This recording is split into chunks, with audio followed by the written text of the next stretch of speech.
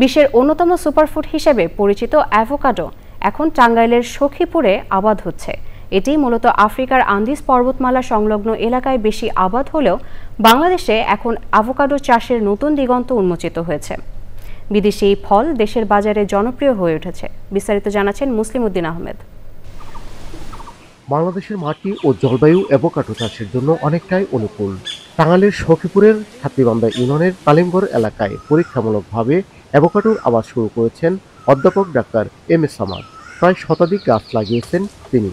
প্রচুর পরিমাণে vitamin A, ই, কে এগুলো আছে, যেগুলো আমাদের স্বাস্থ্যের বোন, স্কিন, এগুলো স্বাস্থ্যের জন্য দরকার। প্রচুর পরিমাণে পটাশিয়াম থাকে, সেগুলো আমাদের স্ট্রেংথের জন্য, প্রেশার কমে রাখার জন্য দরকার। কপার থাকে, যেগুলো আমাদের মেটাবলিজম, এনার্জির জন্য যেগুলো দরকার। ফোলেট থাকে, যেগুলো আমাদের প্রেগনেন্ট মা যারা আছে তারা যদি খায় তাদের জন্য হেল্পফুল। এরকম অসংখ্য রকমের উপাদান এই ফলের মধ্যে আছে।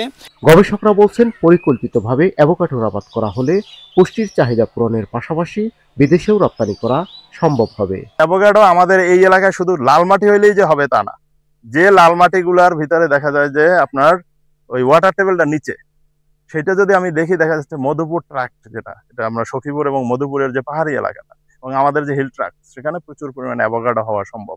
এবং অ্যাভোকাডো হয়েছে দুই ধরনের হয়, একটা হলো এরকম গোলাকার অ্যাভোকাডো হয়, আর একটা হলো একটা পিয়ার শেপের হয়। পিয়ার শেপের দামটা বেশি থাকে কম্পারেটিভলি। অ্যাভোকাডোর পুষ্টিগুণ বিশ্বব্যাপী এর চাহিদা বাংলাদেশের একটি নতুন অর্থনৈতিক দিগন্তের ইঙ্গিত দিচ্ছে বলে মনে করেন সংশ্লিষ্টরা। টাঙ্গাইলের সখীপুর থেকে মুসলিম উদ্দিন আহমেদ, চ্যানেল আই।